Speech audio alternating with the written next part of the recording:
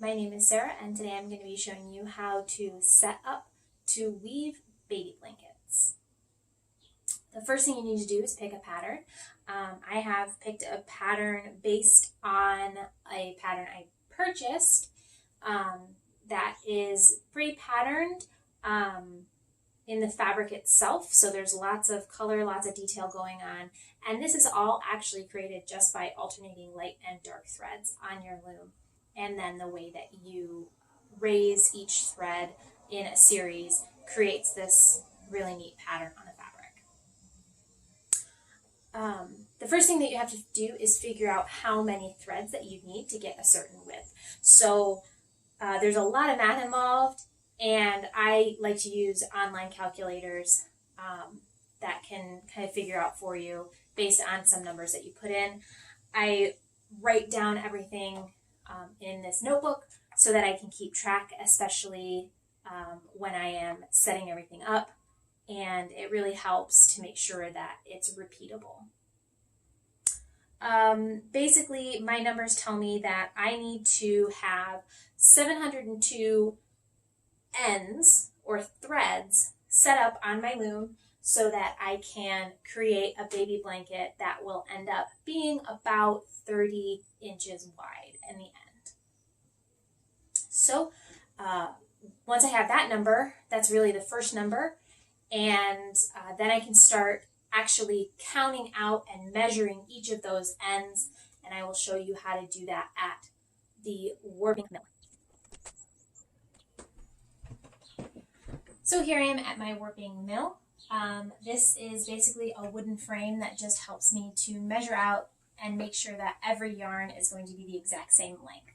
If you have different length yarns, then when you put it on your loom, you're going to have either a lot of waste and wasted yarn that you can't weave on, or you're going to have really uneven tension. It's going to kind of create hills and valleys, and that will end up creating a very uneven finished blanket. So basically, before you come and start winding your threads on, you measure out either with a tape measure or with a piece of waste yarn, which is what I've done, and you measure out exactly how long, how many times around is your warp. So I needed a 3-yard warp, so that means that every single thread needs to be 3 yards long in order to get the right amount of fabric in the end. And I measured that out onto my frame here that swivels, and I am going to basically just follow the same path 702 times so that I have enough yarns to create the baby blanket. It's really simple. All you do is just trace the path with the yarn. And then when you come to the top here, you can see there are 3 pegs, and each warping frame or mill, sometimes called a warping board as well, will have a different number. Mine has 3. What you need to do here is you create a cross. I'm not sure if you can see in the video or not, but basically the yarns are crossing, making an X so that you can keep them in order when you put them onto your loom. Sometimes it's not that important. If you're having just one color, then it doesn't really matter as long as you can get it on there nice and tidy. Since I'm alternating light and dark, it does matter quite a bit because I want to make sure that my pattern turns out correctly in the end. So basically, I'm just creating this cross and then going back down, tracing the exact same path up,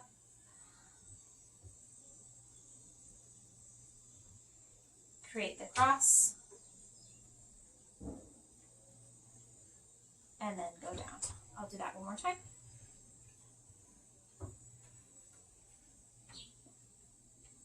Loop around at the end. That's basically creating one end that will be cut at the end of the warping process. Stuck over here. Okay. And then all the way up. and creating the cross. If you need to pause for any reason, I like to just loop mine around. It does lose a little bit of tension when you let go, but it's nice and neat, keeps it from being knocked over, of course, depending on who you share your house with. So I wanted to show my setup a little closer so that you can see how it is that I'm getting these yarns onto the warping frame. So here's the frame or the mill, and you can see it swivels very easily. It sits on a tabletop. It's probably a little lower than it should be for my height, but I find it's all right. I don't have much pain when I'm using it. Here is the cross a little closer, so you can see that